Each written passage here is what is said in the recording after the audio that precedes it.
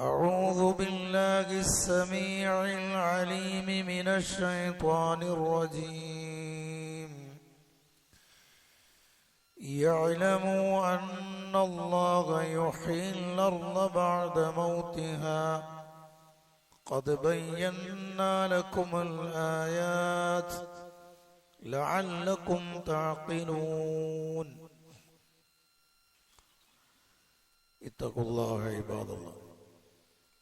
അല്ലാഹു സുബ്ഹാനഹു വ തആലയുടെ വിധി വിലക്കുകൾ ജീവിതത്തിൻ്റെ മുഴുവൻ മേഖലകളിലും കൃത്യമായി പാലിക്കണം, സൂക്ഷിക്കണമെന്ന് എല്ലാ ആളുകളെയും ഓർമ്മപ്പെടുത്തുന്നു, വസിയത്ത് ചെയ്യുന്നു.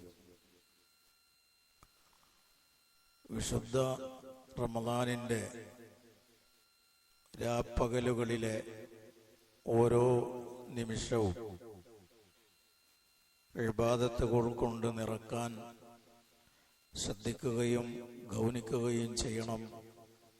അല്ലാഹു സുബ്ഹാനഹു വ തആല ഈ വിശുദ്ധ റമദാനെ കൂടുതൽ സമ്പന്നമാക്കുവാനുള്ള തൗഫീഖ് നമുക്കേവർക്കും പ്രദാനം ചെയ്യുമാറാകട്ടെ. വിശുദ്ധ ഖുർആൻ അവതീർണമായ മാസമാണ് റമദാൻ. ഏതൊരു കുട്ടിക്കും അറിയാവുന്ന കാര്യമാണിത്. അല്ലാഹു സുബ്ഹാനഹു വ തആല മുഹമ്മദ് നബി സല്ലല്ലാഹു അലൈഹി വസല്ലമയുടെ ഉമ്മത്തിന് നൽകിയിട്ടുള്ള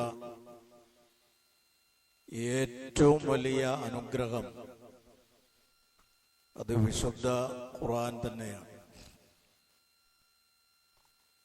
അർ-റഹ്മാൻ അല്ലമൽ ഖുർആൻ,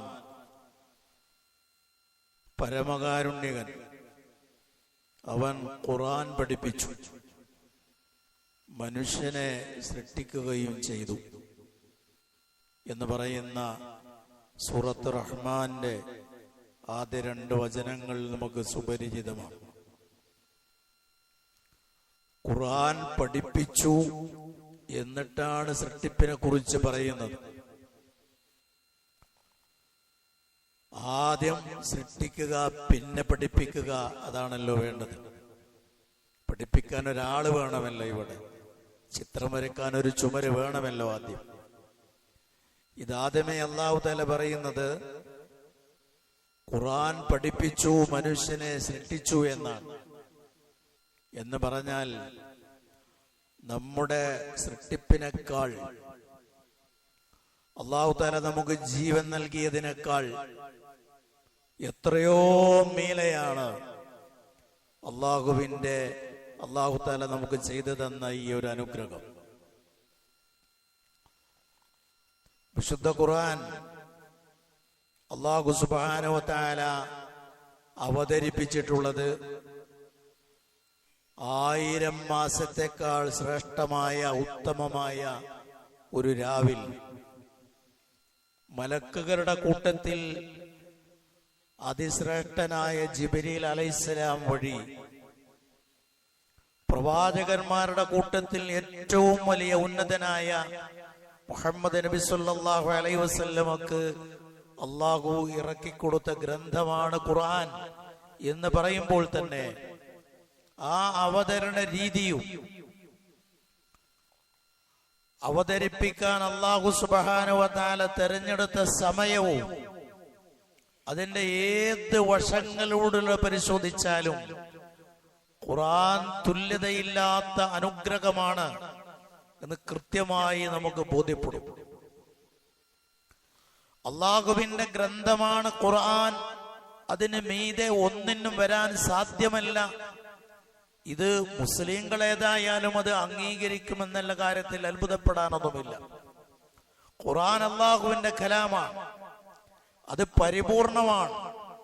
യാതൊരുവിധ മനുഷ്യന്റെ കരവിരുതുകൾക്കും വിധേയമാകാത്ത ഗ്രന്ഥമാണ് വിശുദ്ധ ഖുർആൻ എന്ന് മുസ്ലിങ്ങളായ നമ്മളെല്ലാവരും ഏകകണ്ഠേന അംഗീകരിക്കുന്നു എന്ന കാര്യത്തിൽ അത്ഭുതപ്പെടാനൊന്നുമില്ല.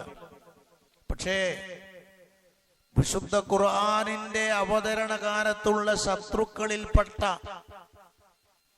അറബി സാഹിത്യത്തിന്റെ എല്ലാ ഫന്നുകളും എല്ലാ വകുപ്പുകളും കലക്കി കുടിച്ച എന്ന് നമുക്ക് പറയാവുന്ന ആ രീതിയിലുള്ള സാഹിത്യ സാമ്രാട്ടുകളിൽ പലരും വിശുദ്ധ ഖുർആന്റെ മഹത്വത്തെ കുറിച്ച് പറഞ്ഞിട്ടുണ്ട്. അക്കാലത്ത് ജീവിച്ചിരുന്ന ഏറ്റവും വലിയ സാഹിത്യകാരനാണ് മുഗീറ എന്ന് പറയുന്ന വ്യക്തി. അയാൾ ഖുർആൻ കേട്ടിട്ട് പറഞ്ഞത് യഅലു വലാ യുഅല അലൈ എന്നാണ്. ഇത് എല്ലാറ്റിനും മീതെ പോകും, ഇതിന്റെ മീതെ ഒന്നും വരില്ല, എല്ലാം ഇതിന്റെ ചുവടയാണ്, ഇതിന്റെ മീതെ വരാൻ പറ്റുന്ന ഒന്നുമില്ല എന്ന് പറയുന്നത് ഖുർആന്റെ അനുയായിയല്ല, ഖുർആന്റെ മറുചേരിയിൽ നിൽക്കുന്ന ആളാണ് പറയുന്നത്. ഖുർആനോട് ശത്രുത വെച്ച് പുലർത്തുന്നില്ലെങ്കിലും ഖുർആനിന്റെ അനുയായി അല്ലാത്ത പലരും ഖുർആന്റെ ഈ മഹത്വം അംഗീകരിച്ചിട്ടുണ്ട്. വിശുദ്ധ ഖുർആൻ അതൊന്നുകിൽ ദൈവീകമാണ് എന്ന് അംഗീകരിക്കേണ്ടി വരും, അതല്ലെങ്കിൽ മുഹമ്മദ് ദൈവമാണ് എന്ന് അംഗീകരിക്കേണ്ടി വരും എന്ന് പറഞ്ഞിട്ടുള്ള അമുസ്ലിങ്ങളുണ്ട്. അത്ര കണ്ട് വിശുദ്ധ ഖുർആൻ അവരെ ഹഠാതാകർഷിക്കുന്നുണ്ട് എന്നർത്ഥം. എന്നിട്ടും എന്തുകൊണ്ട് അത് സ്വീകരിക്കുന്നില്ല എന്നുള്ളത് അള്ളാഹുവിന്റെ തൗഫീഖ് കിട്ടുന്നില്ല എന്നതേ അതിന് ഉത്തരവുള്ളൂ. നബി സല്ലല്ലാഹു അലൈഹി വസല്ലമയുടെ ധാരാളക്കണക്കിന് വചനങ്ങൾ വിശുദ്ധ ഖുർആനിന്റെ മഹത്വവും മഹാത്മ്യവും ബോധ്യപ്പെടുത്തുന്നതായി ധാരാളം നമുക്ക് കാണാൻ പറ്റും. ഞാൻ പറഞ്ഞത് അല്ലാഹു തആല നമുക്ക് നൽകിയ ഏറ്റവും വലിയ അനുഗ്രഹം ഏത് എന്ന് ചോദിച്ചാൽ അർത്ഥശങ്കക്കിടയില്ലാത്ത വിധം നമുക്ക് പറയാൻ പറ്റണം, അത് വിശുദ്ധ ഖുർആനാണ്. ഏറ്റവും വലിയ അനുഗ്രഹം ലഭിച്ചവരാണ് നമ്മൾ. മുൻകാല സമൂഹത്തിനൊന്നും കിട്ടിയിട്ടില്ല.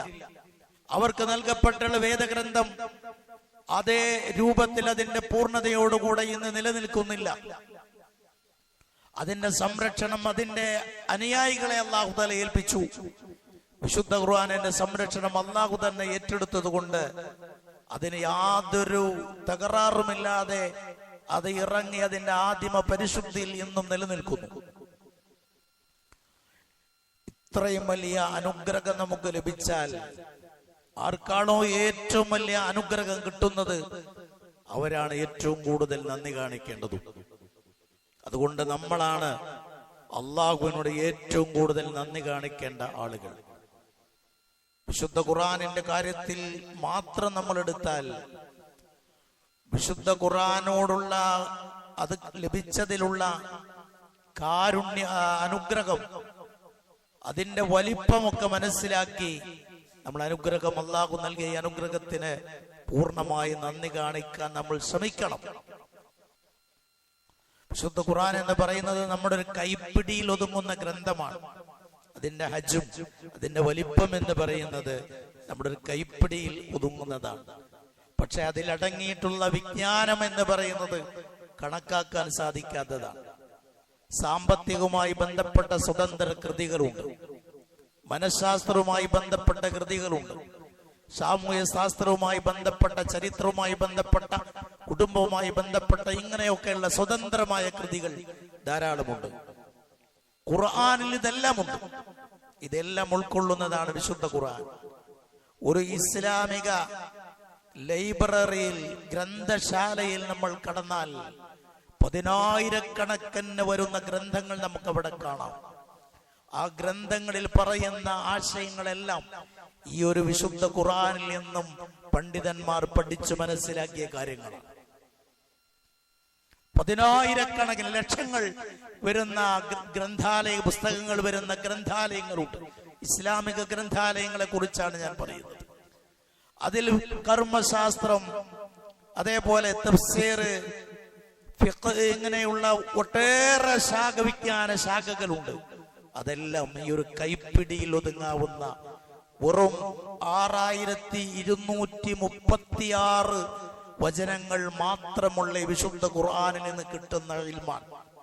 അത്രയും കണക്കാക്കാൻ കഴിയാത്ത ഇൽമുണ്ട് വിശുദ്ധ ഖുർആനിൽ. അല്ലാഹു തആല തന്നെ പറഞ്ഞത് വലൗ അന്ന മാ ഫിൽ അർളി മിൻ ശജറ അഖ്ലാം വൽ ബഹ്റു യമുദ്ദുഹു മിൻ ബഅദിഹി സബ്അതു അബ്ഹുരിൻ മാ നഫിദത് കലിമാത്തുല്ലാഹ് ഇന്നല്ലാഹ അസീസുൻ ഹകീം.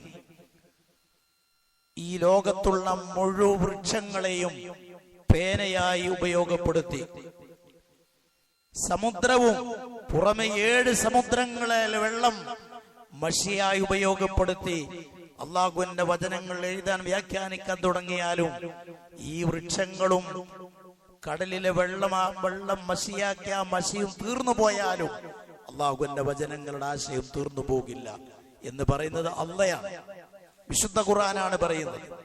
അത്ര കണ്ട് വിപുലമായ ആശയങ്ങൾ ഉൾക്കൊള്ളുന്ന മഹത്തായ കൃതിയാണ്, ഗ്രന്ഥമാണ്, അള്ളാഹുവിന്റെ കലാമാണ് വിശുദ്ധ ഖുർആൻ. ഇത്രമേലൊരു അനുഗ്രഹം വേറൊരാൾക്കും ലഭിച്ചിട്ടുണ്ടാകില്ല. തൗറാത്തിന് ശ്രേഷ്ഠത പറഞ്ഞിട്ടില്ല, ഇൻജീലിനോ സബൂറിനോ സുഹ്ഫ് ഇബ്രാഹിം സുഹ്ഫ് മൂസ ഇതിനൊന്നും ഈ ഒരു ശ്രേഷ്ഠതയും ആഹാത്മ്യവും പറഞ്ഞിട്ടില്ല. ഇത്രമേൽ വലിയ ഒരു അനുഗ്രഹം ലഭിച്ചത് നമ്മളാണ്. അതുകൊണ്ട് ആ വിശുദ്ധ ഖുർആനിനോട് അതിന്റെ അനുയായികൾ എന്ന നിലക്ക് ഏറ്റവും കൂടുതൽ നന്ദി കാണിക്കേണ്ടത് നമ്മളാണ്. എങ്ങനെയാണ് നന്ദി കാണിക്കുക? വിശുദ്ധ ഖുർആനിനോട് എങ്ങനെയാണ് നമ്മൾ നന്ദി കാണിക്കേണ്ടത്? ഒന്നാമതായത് പഠിക്കുക എന്നത് തന്നെയാണ്. ഖുർആൻ പഠിക്കണം. ഒരു തിരക്കുമില്ലെങ്കിൽ ചെയ്യേണ്ടുന്ന കാര്യമല്ല ഖുർആൻ പഠനം. ഒരു ജോലിയില്ല, വെറുതെ ഇരിക്കുക, കുറച്ച് ഖുർആൻ പഠിക്കുക എന്നതല്ല.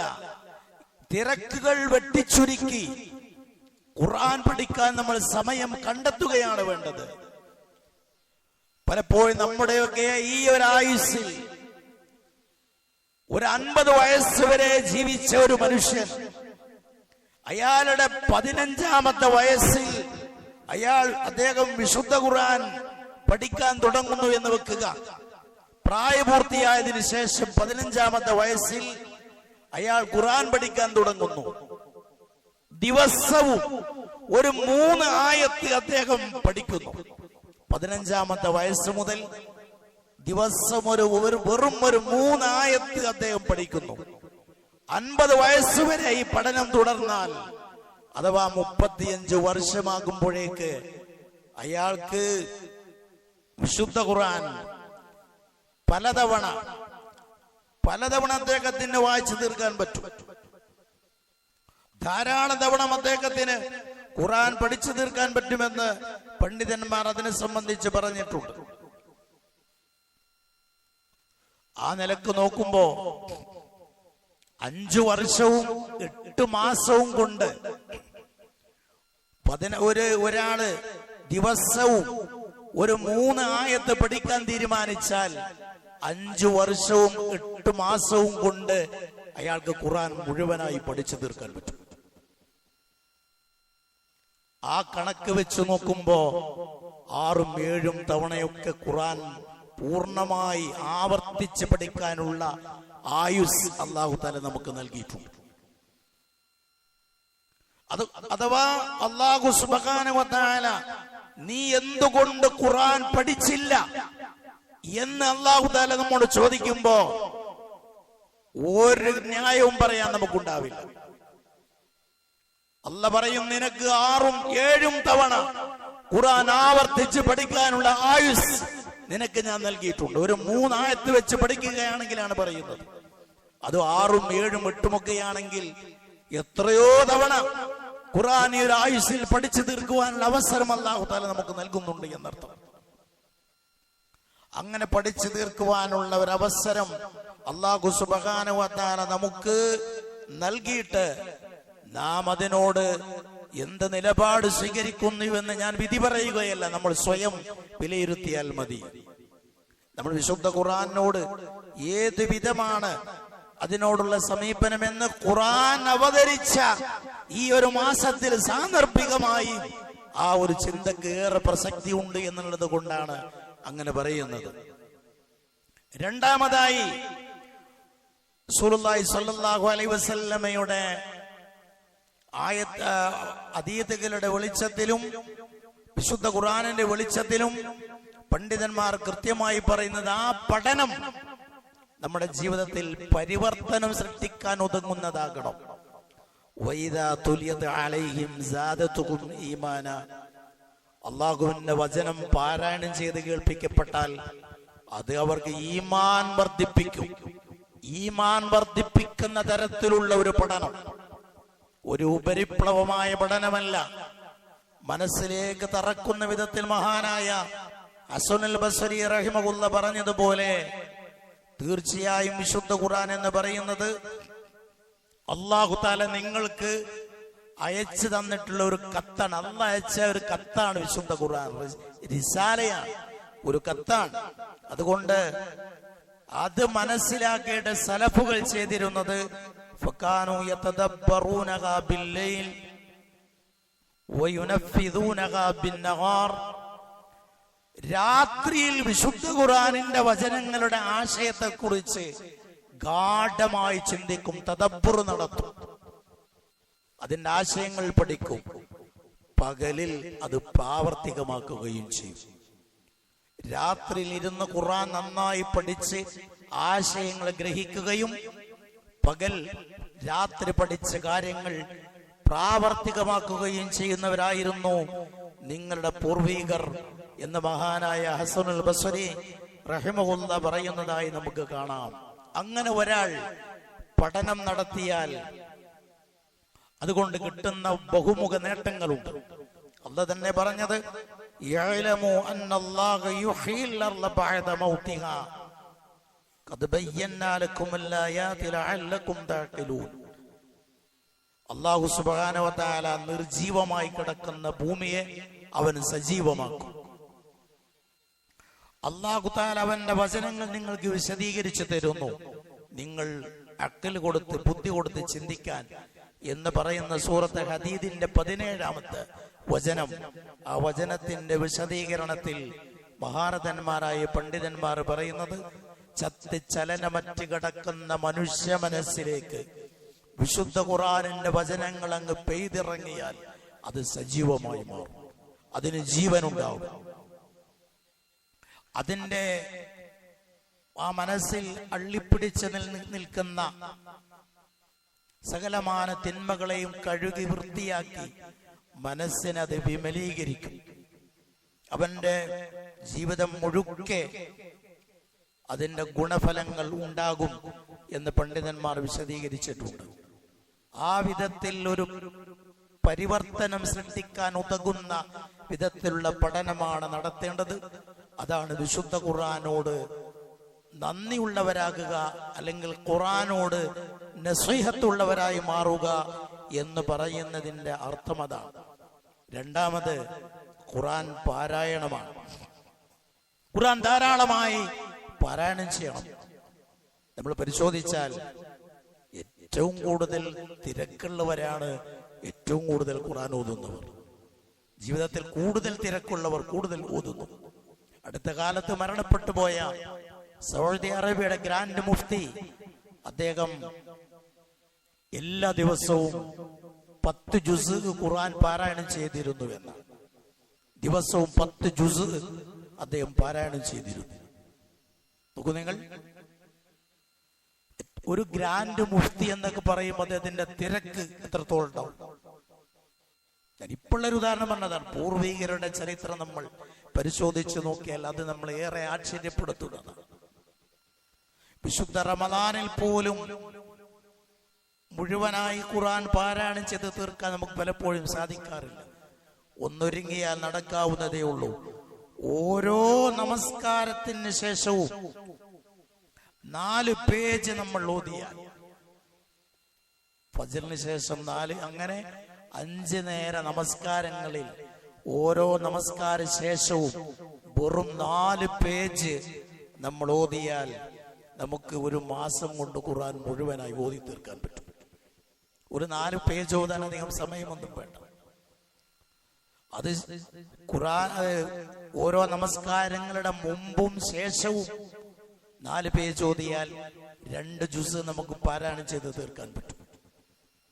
ഇതിന് ദീർഘമായ സമയം വേണമെന്നില്ല, മനസ്സ് വെച്ചാൽ നടക്കാവുന്ന കാര്യമാണ്.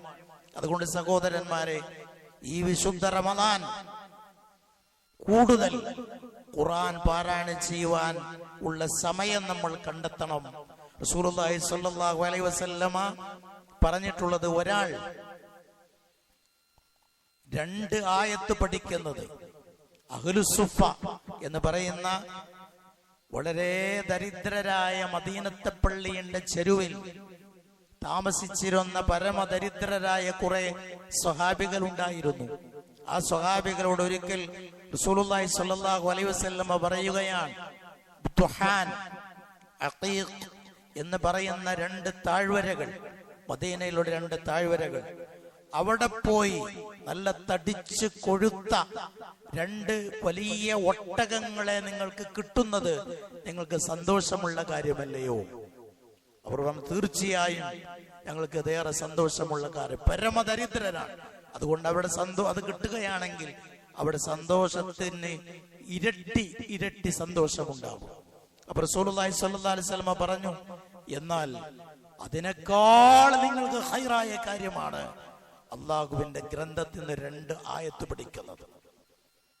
ഒരു 2 ആയത്ത് നിങ്ങൾ പഠിച്ചാൽ, ഒരു 2 ആയത്ത് നിങ്ങൾ പാരായണം ചെയ്താൽ, ഈ പറഞ്ഞ തടിച്ചു കൊഴുത്ത 2 ഒട്ടകത്തെ നിങ്ങൾക്ക് കിട്ടുന്നതിനേക്കാൾ ഖൈറാണ്. 3 ആയത്ത് പഠിച്ചാൽ 3 ഒട്ടകത്തിനേക്കാൾ ഖൈറായ കാര്യമായി. ആ എണ്ണത്തിനനുസരിച്ച് ഇവിടെയും അതിന്റെ പ്രതിഫലം കൂടും എന്ന് നബി സല്ലല്ലാഹു അലൈഹി വസല്ലമ പറഞ്ഞതായി കാണാം. അത്ര വലിയ നേട്ടമാണ്. ഓരോ അക്ഷരങ്ങൾക്കും അല്ലാഹു സുബ്ഹാനഹു ഒരു നന്മ ചെയ്താൽ 10 നന്മ ചെയ്ത കൂലിയാണ്. അലിഫ് ലാം മീം 3 അക്ഷരമാണുള്ളത്, 30 ഹസനത്ത് ചെയ്ത കൂലി കിട്ടും. അലിഫ് ലാം മീം എന്ന് പറയാൻ ഒരു നിമിഷം പോലും ആവശ്യമില്ല. അപ്പോൾ വിശുദ്ധ ഖുർആനിന്റെ ഫാത്തിഹ സൂറത്ത് തന്നെ പാരായണം ചെയ്താൽ 1000ന്റെ മീതെ കൂലി കിട്ടും. 7 വചനങ്ങളാണ് ആ സൂറത്തിൽ ഉള്ളത്. അങ്ങനെ പ്രതിഫലം കിട്ടുന്ന വേറൊരു ഗ്രന്ഥവുമില്ല. ഹദീസുകൾ കേവലം നമ്മൾ വായിച്ചു പോയി എന്നതുകൊണ്ട് പോലും ഈ ഒരു നേട്ടം കിട്ടുകയില്ല. അതുകൊണ്ട് അതാണ് ശ്രദ്ധിക്കേണ്ടത്. ഏറ്റവും നമ്മൾ ഈ സമയത്ത് ഊന്നൽ കൊടുക്കേണ്ടത് വിശുദ്ധ ഖുർആൻ പാരായണത്തിന് കൂടിയാണ്. അങ്ങനെ പാരായണം ചെയ്ത് കഴിഞ്ഞാൽ അതുകൊണ്ട് കിട്ടുന്ന നേട്ടത്തെ സംബന്ധിച്ച് റസൂലുള്ളാഹി സ്വല്ലല്ലാഹു അലൈഹി വസല്ലമ പറഞ്ഞിട്ടുണ്ട്, നോമ്പും ഖുർആൻ പാരായണവും നാളെ നമുക്ക് വേണ്ടി ശഫാഅത്ത് ചെയ്യും എന്ന് നബി സല്ലല്ലാഹു അലൈഹി വസല്ലമ പറഞ്ഞു. നോമ്പ് പറയും, അല്ലാഹു നോമ്പെന്ന നമ്മുടെ ഇബാദത്ത് നമുക്ക് വേണ്ടി ശഫാഅത്ത് ചെയ്യും. നോമ്പ് പറയും, ഈ വ്യക്തിയുടെ ഭക്ഷണവും വികാരങ്ങളും ദാഹവും എല്ലാം ഞാൻ കാരണം അവൻ ഒഴിവാക്കിയിട്ടുണ്ട്. അതുകൊണ്ട് ഈ വ്യക്തിയുടെ കാര്യത്തിൽ, ഈ നോമ്പനുഷ്ഠിച്ച ആളുടെ കാര്യത്തിൽ ഞാൻ ചെയ്യുന്ന ശഫാഅത്തിനെ സ്വീകരിക്കണേ അല്ലാഹുവേ. ശഫാഅത്ത് ചെയ്യുന്നു, ആ ശഫാഅത്തിനെ സ്വീകരിക്കണം, പുറത്തു കൊടുക്കണം, സ്വർഗം നൽകണം എന്ന് പറഞ്ഞ് നമ്മുടെ നോമ്പ് നമുക്ക് വേണ്ടി ശഫാഅത്ത് ചെയ്യും എന്ന് റസൂലുള്ളാഹി സ്വല്ലല്ലാഹു അലൈഹി വസല്ലമ പറയുന്നു. നമ്മുടെ ഖുർആൻ പാരായണവും ശഫാഅത്ത് ചെയ്യും. അല്ലാഹുവേ, മനുഷ്യൻ ഉറക്കമൊഴിച്ച് ഖുർആൻ ഓതിയ ആളാണ്. അതുകൊണ്ട് ഇദ്ദേഹത്തിന്റെ വിഷയത്തിൽ ഞാൻ ചെയ്യുന്ന ശുപാർശ നീ സ്വീകരിക്കണമെന്ന് നമ്മുടെ ഖുർആൻ പാരായണമാകുന്ന ഇബാദത്ത്, ആ ഇബാദത്ത് നമുക്ക് വേണ്ടി അള്ളാഹുവിനോട് ശുപാർശ ചെയ്യുമെന്നാണ്. നമുക്ക് ഏറ്റവും കൂടുതൽ ശുപാർശ ആവശ്യമുള്ള സമയവുമാണ് പരലോകത്താണ്.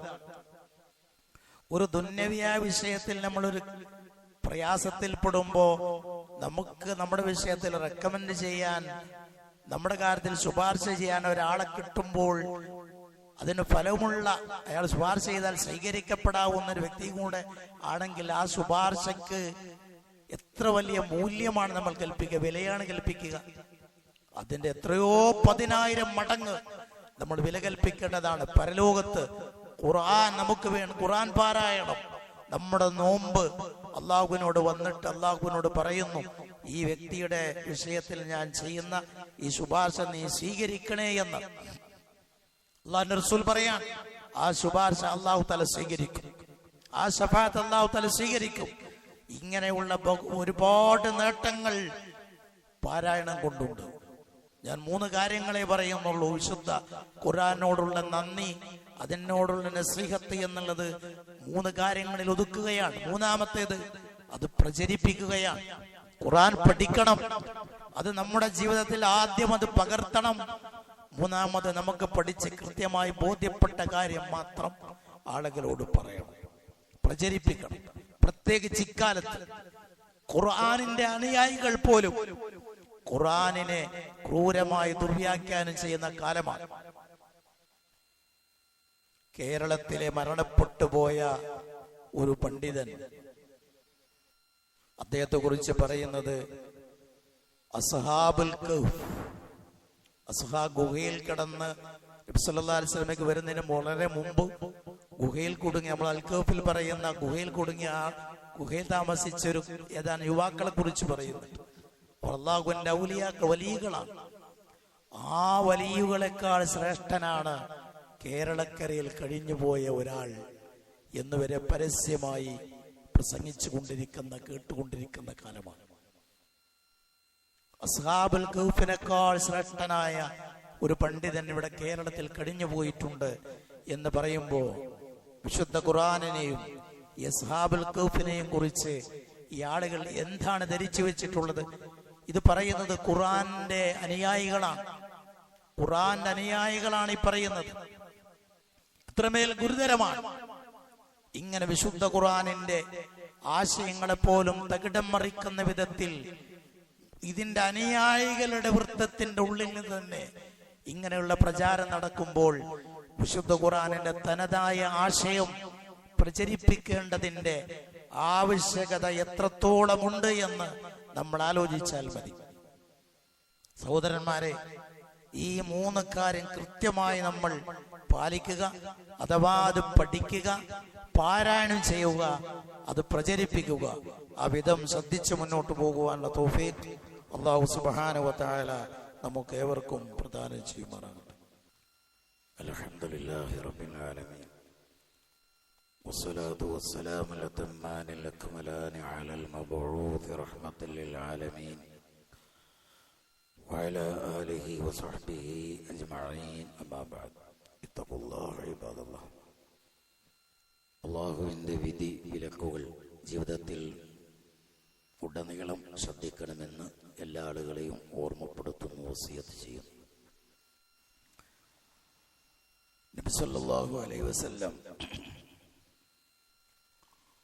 ദുഃഖവും വിഷാദവും ഒക്കെ ഉണ്ടാകുന്ന വേളയിൽ പ്രാർത്ഥിക്കാൻ പഠിപ്പിച്ചിട്ടുള്ള വളരെ അർത്ഥഗർഭമായ ഒരു പ്രാർത്ഥനയുണ്ട്. ആ പ്രാർത്ഥനയിൽ വിശുദ്ധ ഖുർആനിനെ എന്റെ ഹൃദയത്തിന്റെ വസന്തമാക്കണേ എന്ന് പറയുന്നു. ഖുർആൻ നമ്മുടെ മനസ്സിന്റെ വസന്തമായി മാറിയാൽ, വസന്തകാലത്താണ് ഇലകൾ തളിർക്കുന്നത്, കൂടുതൽ പുഷ്പങ്ങൾ, ഇങ്ങനെ ഭൂമി പച്ചപിടിച്ച് നിൽക്കുന്ന ഒരു സമയമാണ്.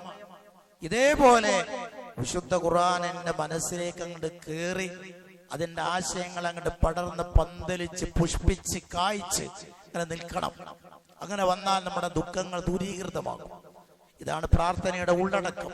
റസൂലുള്ളാഹി സ്വല്ലല്ലാഹു അലൈഹി വസല്ലമ പറയുകയാണ്, വല്ല ആൾക്കും വല്ല ദുഃഖമോ വിഷാദമോ ബാധിച്ചു, അങ്ങനെ അവൻ അള്ളാഹിനോട് പ്രാർത്ഥിക്കുകയാണ്, അല്ലാഹുമ്മ ഇന്നി അബ്ദുക ഇബ്നു അബ്ദിക ഇബ്നു അമതിക, അല്ലാഹുവേ ഞാൻ നിന്റെ അടിമയാണ്, അടിമകളാണ് എന്റെ പിതാവും എന്റെ മാതാവും. ഒരടിമയുടെ പുത്രനാണ്, ഒരടിമ സ്ത്രീയുടെ പുത്രനാണ്. എന്റെ വാപ്പയും ഉമ്മയൊക്കെ നിന്റെ അടിമകൾ തന്നെയാണ് എന്നർത്ഥം. നാസിയതി ബിയദിക്, എന്റെ മൂർധാവ് നിന്റെ കയ്യിലാണ്, എന്റെ പൂർണ്ണ നിയന്ത്രണം നിന്റെ കയ്യിലാണ്. മാദിൻ ഫിയ ഹുക്മുക്, നിൻ വിധിച്ച കാര്യം എന്നിൽ എന്താണോ വിധിക്കുന്നത് ആ വിധി എന്തായാലും നടപ്പാകും, അത് നടക്കുക തന്നെ ചെയ്യും. അദ്ലുൻ ഫിയ ഖലാഉക്, നീ എന്നിൽ എന്ത് വിധിച്ചാലും അത് നീതിപൂർവമാണ്, നീതിയാണ്. അനീതി അല്ലാഹു ഉണ്ട്. അള്ളാന്റെ ഭാഗത്ത് 2 കാര്യങ്ങൾ ഉണ്ടാവും, ഒന്നുകിൽ അദിൽ അല്ലെങ്കിൽ ഫളിൽ, അള്ളാന്റെ ഔദാര്യം അല്ലെങ്കിൽ അള്ളാഹുവിന്റെ നീതി. ദുൽമ് ഒരിക്കലും അള്ളാഹുവിൽ നിന്നും ഉണ്ടാവില്ല. അതുകൊണ്ട് നീ എന്നിൽ എന്ത് വിധിച്ചാലും അത് നീതിപൂർവകം തന്നെയാണ്. അസ്അലുക ബികുല്ലി ഇസ്മിൻ ഹുവ ലക്, നിനക്ക് എന്തൊക്കെ നാമങ്ങളുണ്ടോ ആ നാമങ്ങളെല്ലാം മുൻനിർത്തി ഇതാ നിന്നോട് ഞാൻ ചോദിക്കുന്നു. നിന്റെ നാമങ്ങളുടെ പ്രത്യേകത നീ തന്നെ നിനക്ക് നാമകരണം ചെയ്തതാണ്. നിന്റെ വേദഗ്രന്ഥത്തിൽ നീ ഇറക്കി കൊടുത്തതുമുണ്ട്. നിന്റെ സൃഷ്ടികളിൽ ആർക്കെങ്കിലും നീ പഠിപ്പിച്ചു കൊടുത്തതും, അല്ലെങ്കിൽ ആർക്കും നീ പഠിപ്പിച്ചു കൊടുക്കാതെ, നീ ആർക്കും പറഞ്ഞു കൊടുക്കാത്ത, നിനക്ക് മാത്രം അറിയുന്ന നിന്റെ നാമങ്ങളുണ്ട്. അള്ളാഹുവിന്റെ ചില നാമങ്ങൾ അള്ളാഹുവിന് മാത്രമേ അറിയൂ, അത് വേറൊരാൾക്കും അറിയില്ല. അതുകൊണ്ട് അള്ളാഹുവിന് എത്ര നാമങ്ങളുണ്ടെന്ന് ചോദിച്ചാൽ അതിന്റെ കൃത്യമായ ഉത്തരം അള്ളാഹു ആലം എന്നാണ്. അത് അള്ളാഹുവിനെ അറിയൂ. അപ്പൊ നീ ആർക്കും അറിയിച്ചു കൊടുക്കാതെ നിന്റെ ഇൽമുൽ ഗൈബിൽ നീ സ്വന്തമാക്കി വെച്ച നിന്റെ നാമങ്ങൾ, ആ നാമങ്ങൾ മുൻനിർത്തിയും നിന്നോട് ഞാൻ ചോദിക്കുന്നു. ഇതൊക്കെ തവസ്സുലാണ്. എന്താണ് നമ്മുടെ ആവശ്യം എന്ന് പറഞ്ഞിട്ടില്ല. ആവശ്യം പറയുന്നത് വിശുദ്ധ ഖുർആനിനെ എന്റെ മനസ്സിന്റെ റബീഅ ആക്കണം. റബീഉൽ അവ്വൽ എന്ന് പറയില്ല, ആ വാക്കന്നെ റബീഅ ആക്കണം, വസന്തമാക്കണം. വനൂറ ബസ്വരി, എന്റെ കണ്ണിന് വെളിച്ചമേകണം. എന്റെ ദുഃഖവും വിഷാദവും അത് ഇല്ലാതെയാകണം, അതിനെ നീക്കിക്കളയണം. ആ വിധം ഈ വിശുദ്ധ ഖുർആനിനെ എന്റെ മനസ്സിന്റെ വസന്തമാക്കി തരണേ എന്ന് ദുഃഖമനുഭവിക്കുന്ന, വിഷാദം നേരിടുന്ന ഒരു വ്യക്തി പ്രാർത്ഥിച്ചാൽ റസൂലുള്ളാഹി പറയാം, അവന്റെ ദുഃഖം അല്ലാഹു തആല നീക്കിയിട്ട് തൽസ്ഥാനത്ത് അല്ലാഹു തആല അവന് സമാധാനം നൽകും. സമാധാനം കിട്ടും. റസൂലുള്ളാഹി വഹീന്റെ അടിസ്ഥാനത്തിനാണ് പറയുന്നത്. ഇത് കേട്ടപ്പോൾ സഹാബത്ത് ചോദിച്ചു, യാ റസൂലല്ലാഹ് യംബഗി ലനാ അൻ നതഅല്ലമ ഹാദിഹിൽ കലിമാത്ത്, ഈ കലിമാത്തുകൾ അഥവാ ഈ പ്രാർത്ഥനകൾ ഞങ്ങൾ പഠിക്കേണ്ടതുണ്ടോ, പഠിക്കൽ അനിവാര്യമാണോ എന്ന് ചോദിച്ചപ്പോൾ റസൂലുള്ളാഹി പറഞ്ഞത്, അജൽ യംബഗി ലിമൻ സമിഅഹുന്ന അൻ യതഅല്ലമഹുന്ന, കേൾക്കുന്നവരൊക്കെ പഠിക്കണം. ഈ പ്രാർത്ഥന കേൾക്കുന്നവരൊക്കെ ഇത് പഠിക്കേണ്ടതാണ്. നമ്മൾ കേട്ടു, നമുക്കത് പഠിക്കൽ ബാധ്യതയായി. കേൾക്കുന്നവരൊക്കെ ഈ പ്രാർത്ഥന പഠിക്കേണ്ടതുണ്ട് എന്ന് റസൂലുള്ളാഹി സ്വല്ലല്ലാഹു അലൈഹി വസല്ലമ പറയുന്നു. ഇത് വിശുദ്ധ ഖുർആൻ പഠിക്കുക വഴി ഈ പ്രാർത്ഥന കൂടെ അതിനോട് ചേർത്ത് വെച്ച് നമ്മൾ ജീവിതത്തെ ചിട്ടപ്പെടുത്തിയാൽ നമുക്ക് പൂർണ്ണമായ സമാധാനം ലഭിക്കും. അതിന് ഉതകുന്ന ഏറ്റവും നല്ല സന്ദർഭമാണ് മഹാരഥന്മാരായ സലഫുസ്സാലിഹീങ്ങൾ പ്രത്യേകം റമദാനുമായി ബന്ധപ്പെട്ട് പറഞ്ഞതുപോലെ, റമദാൻ എന്ന് പറഞ്ഞാൽ അത് സ്വതക്കയും ഖുർആൻ പാരായണവുമാണ്. സ്വതക്ക ചെയ്യാൻ, ധർമ്മം ചെയ്യാൻ ഇതര മാസങ്ങളെ അപേക്ഷിച്ച് കൂടുതൽ അവസരങ്ങൾ, പുണ്യം ചെയ്യാനുള്ള കൂടുതൽ അവസരങ്ങൾ കിട്ടുന്ന മാസമാണ്. അതുകൊണ്ട് സഹോദരന്മാരെ, നമ്മൾ അതിന് ഒരുങ്ങാറുമുണ്ട്. വിശുദ്ധ റമദാനിൽ ഇതര മാസങ്ങളിൽ ധർമ്മം ചെയ്യുന്നതിനേക്കാൾ കൂടുതൽ ധർമ്മം ചെയ്യാൻ നമ്മൾ ഒരുങ്ങാറുണ്ട്. നമ്മൾ അതിനെ നീക്കിവെക്കാറുമുണ്ട് ഒരു സംഖ്യ. ഒന്നാമതായി നമ്മൾ ഈ മേഖലയിൽ നീക്കിവെക്കേണ്ടത് നമ്മുടെ പള്ളിയുടെ പരിപാലനവും അതുമായി ബന്ധപ്പെട്ട കാര്യങ്ങൾക്കുള്ള സാമ്പത്തിക ചെലവുകളിലേക്കാണ് പ്രഥമ പരിഗണന നമ്മൾ നൽകേണ്ടത്. അതിനുവേണ്ടിയുള്ള ധനശേഖരണം എല്ലാ വെള്ളിയാഴ്ചയും നമ്മുടെ ഈ പള്ളിയിൽ നടക്കാറുണ്ട്.